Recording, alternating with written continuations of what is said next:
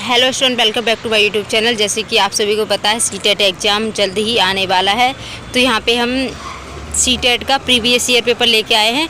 आप देख सकते हैं ये पेपर 2023 को हुआ था। तो इसका फर्स्ट प्रश्न है,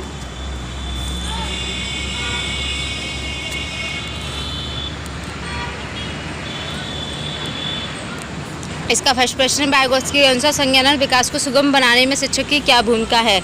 छात्र को जानकारी और ज्ञान प्रदान कराना, आलम्बन के माध्यम से छात्र के सीखने का मार्गदर्शन और समर्थन करना, छात्र को पूरी तरह से स्वतंत्र रूप से सीखने की अनुमति देना, केवल उन्हीं कार्यों को देना जो विद्यार्थी वर्तमान में स्वतंत्र रूप से कर सकता है। राइट आंसर है आलम्बन के माध्यम से छात्र के सीखने का मार्गदर्शन और समर्थन करना।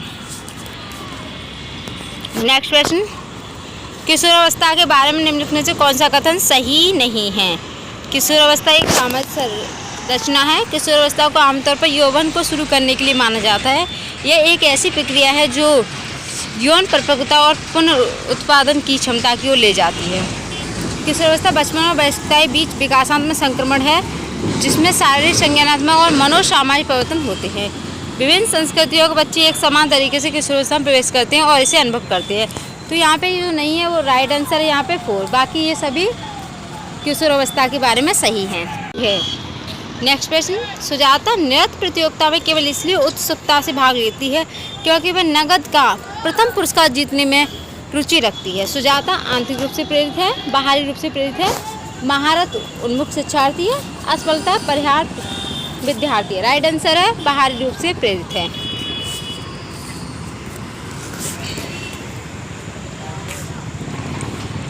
नेक्स्ट प्रश्न, शिक्षार्थियों के बीच व्यक्तिगत विभिन्नताओं को संबोधित करने के लिए एक शिक्षक को मतभेदों को असामान्य और एक प्रकार की कमी के रूप में स्वीकार करना चाहिए। व्यक्तिगत विभिन्नताओं को नज़रअंदाज करना चाहिए। विभिन्नताओं को मानव विविधता की प्रत्यक्ष विशेषताओं के रूप में मानना चाहिए। सभी शिक्षार्थियों के लिए एक अनम्य और समान पाठ्यक्रम लागू करना चाहिए। राइट आंसर है यहाँ पे विभिन्नताओं को मानव विविधता की प्रत्यक्ष विशेषताओं के रूप में मानना चाहिए। नेक्स्ट प्रश्न, जीन पियाजे का मानना था कि ज्ञान है पर्यावरण से निष्क्रिय रूप से पारित होने के बजाय बच्चे द्वारा निर्मित किया जाता है। अंत क्रियाओं के माध्यम से प्राप्त करने के बजाय जन्मजात और दिया हुआ होता है। अधिक जानकार अन्य लोगों के साथ बातचीत से सह निर्मित होता है। तो राइट आंसर है यहाँ पे 3, अधिक जानकार अन्य लोगों के साथ बातचीत से सह निर्मित होता है। नेक्स्ट प्रश्न, एक प्रगतिशील कक्षा में आकलन गतिशील होता है, वस्तुनिष्ठ होता है, योगात्मक होता है या मानक संदर्भित होता है? राइट आंसर है गतिशील होता है। नेक्स्ट प्रश्न, निम्नलिखित में से कौन सी प्रक्रिया वातावरण से प्राप्त जानकारी के अर्थ निर्माण और इसे स्मृति में आगे संग्रहित करने के लिए आवश्यक है? यानी कि ध्यान देना, क्षय होना, भूलना या पुनर्प्राप्ति? तो राइट आंसर है यहाँ पे ध्यान देना।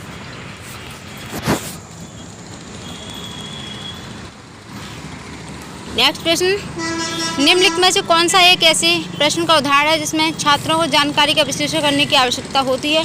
To kill a mockingbird उपन्यास का कथानक क्या है? To kill a mockingbird उपन्यास का विषय क्या है? To kill a mockingbird में लेखक प्रतीकवाद का उपयोग कैसे करते हैं? टू किल मार्किंग वर्ड का नायक कौन है? तो राइट आंसर है 3, यानी कि to kill a mockingbird में लेखक प्रतीकवाद का उपयोग कैसे करते हैं। नेक्स्ट प्रश्न देखिए, अभिकथन एंड कारण वाला है ये क्वेश्चन। शिक्षकों को निरंतर अपने स्वयं की रूढ़िवादिता और पूर्वाग्रह पर चिंतन करना चाहिए। बिल्कुल सही बात है ये। नेक्स्ट देखिए, कारण सांस्कृतिक रूप से उत्तरदायी शिक्षण का अर्थ है कि शिक्षक चिंतनशील हो। तो राइट आंसर है क्योंकि शिक्षक को चिंतनशील होना चाहिए। तो यहाँ पे दोनों ही राइट हैं ये।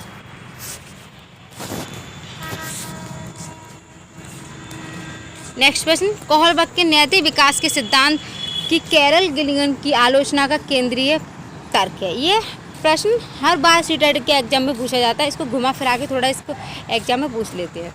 तो इसका आंसर देखते हैं, देखभाल की नैतिकता और नारीवादी दृष्टिकोण, बच्चे की नैतिक क्षमताओं को अधिक आंकना, बच्चों के अध्ययन में प्रायोगिक शोध प्रणाली का उपयोग करना, स्कूल जाने वाले बच्चों के लिए अध्ययन के शैक्षिक निहितार्थ। तो राइट आंसर है यहाँ पे ए।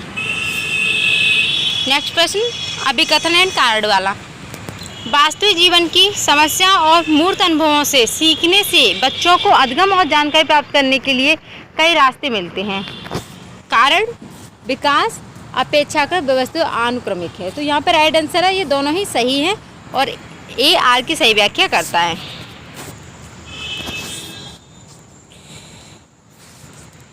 नेक्स्ट प्रश्न देखिए, आपठन वैकल्य डिस्लेक्सिया एक स्थिति है जो शिक्षार्थी के डैश की क्षमता को प्रभावित करती है, यानी कि भावनात्मक चित्र बनाने या तंत्रिकीय न्यूरोलॉजिकल ध्वनियों को प्रतीकों चिन्हों के साथ जोड़ने, शारीरिक साथियों के साथ समाजीकरण, संवेदी शारीरिक गतिविधियों के समन्वय। तो राइट आंसर है सेकंड, तंत्रिकीय न्यूरोलॉजिकल ध्वनियों को प्रतीकों चिन्हों के साथ जोड़ने के लिए।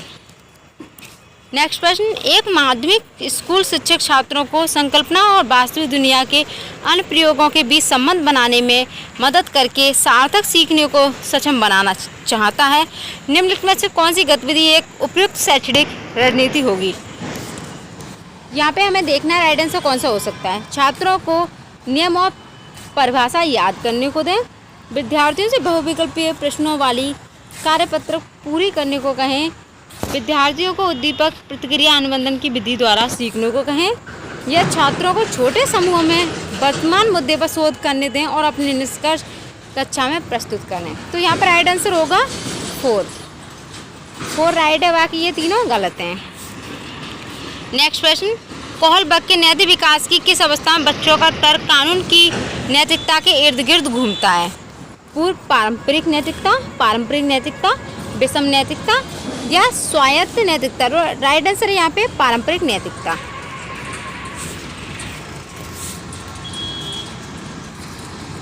नेक्स्ट प्रश्न, निम्नलिखित में से कौन एक समावेशी कक्षा का उदाहरण नहीं है?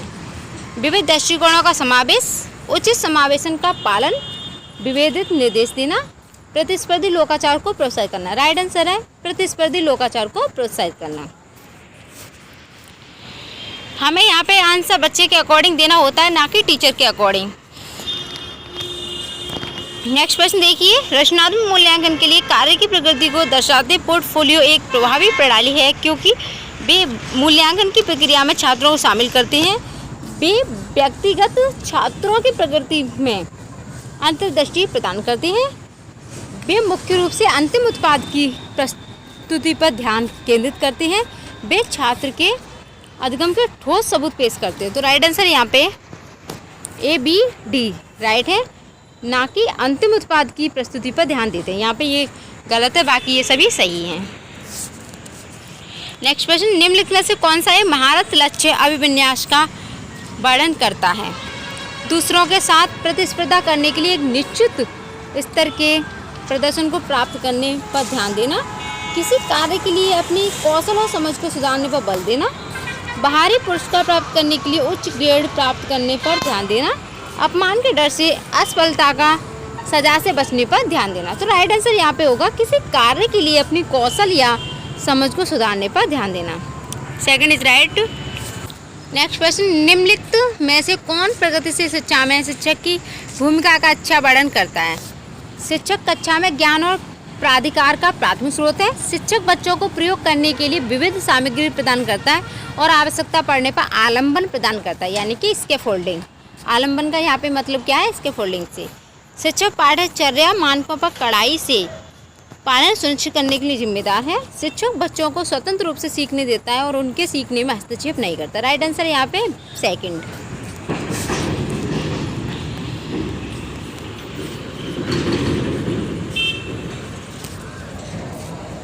नेक्स्ट प्रश्न, पाठ्यपुस्तकों और मीडिया में विभिन्न जेंडर का प्रतिनिधित्व कितना और किस तरीके से किया जाता है? जैसे महत्वपूर्ण प्रश्न पूछने से उसको किसको प्रोत्साहन मिलेगा? जेंडर रूढ़ियों पर सवाल उठाना, जेंडर स्थिरता को मजबूत बनाना, जेंडर पहचान को मजबूत बनाना, या जेंडर भूमिका की नम्रता के हतोत्साहित करना। राइट आंसर होगा जेंडर रूढ़ियों पर सवाल उठाना।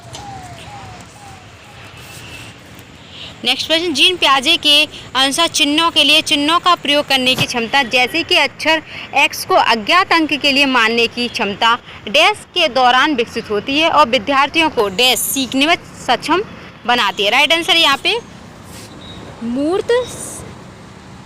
यहाँ पे राइट आंसर है औपचारिक संक्रियात्मक अवस्था, बीजगणित और गणना।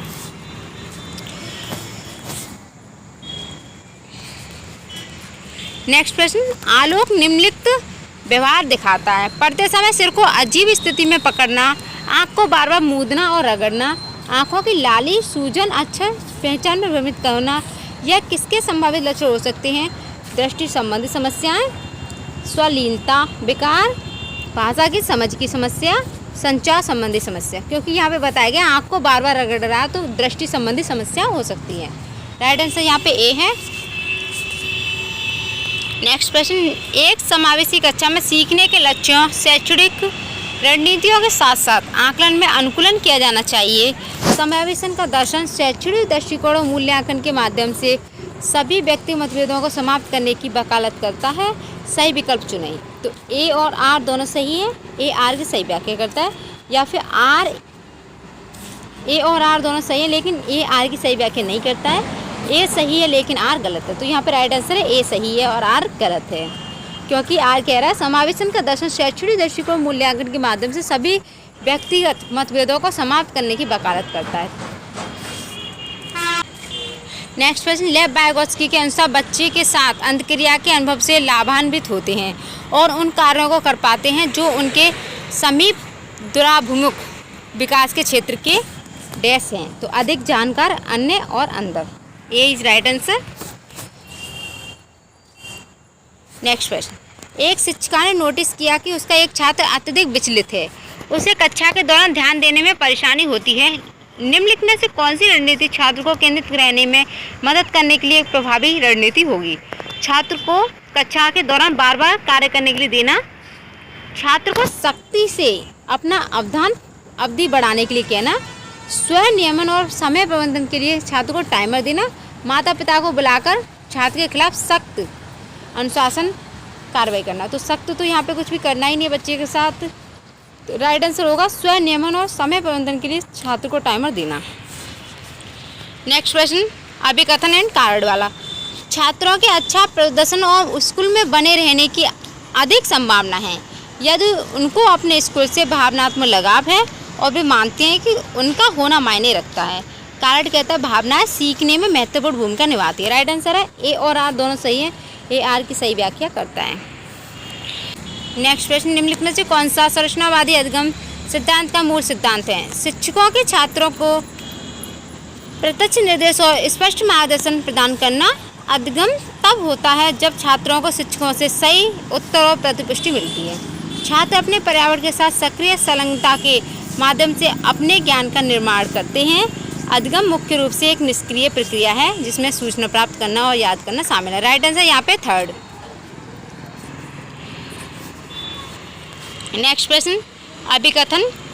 एक बच्चा किसी कार्य को करने में जितना कम सक्षम होता है शिक्षकों को उतने ही अधिक संकेत व इशारे देने चाहिए, और जैसे जैसे बच्चा अधिक से अधिक कर पाता है शिक्षक को कम से कम मदद करनी चाहिए। बिल्कुल सही बात है। यहाँ पे बुद्धि को बुद्धि लब्धि की गणना करके सटीक रूप से मापा जा सकता है। तो यहाँ पे राइट आंसर ए और आर दोनों सही है, लेकिन ए आर की सही व्याख्या नहीं करता।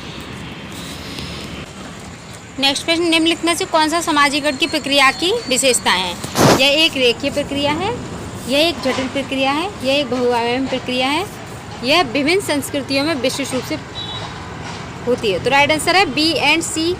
बी सी डी यहाँ पे सही है, बाकी ए यहाँ पे गलत है क्योंकि ये एक रेखीय प्रक्रिया नहीं है।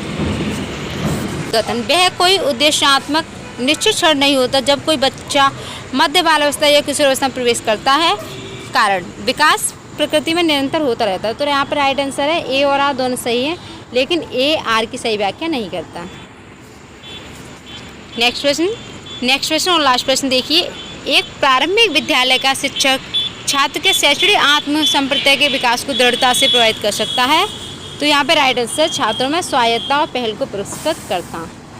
तो ये थे सीडीपी के जो क्वेश्चन जो 2023 पेपर में पूछे गए थे। आप इनको देखिए, अपना देख सकते हैं कि किस टाइप से पेपर आता है। ये यहाँ पे सीडीपी के क्वेश्चन थे। नेक्स्ट आगे वीडियो देखने के लिए हमारे चैनल को सब्सक्राइब करें, लाइक करें, शेयर करें। Thanks for watching video.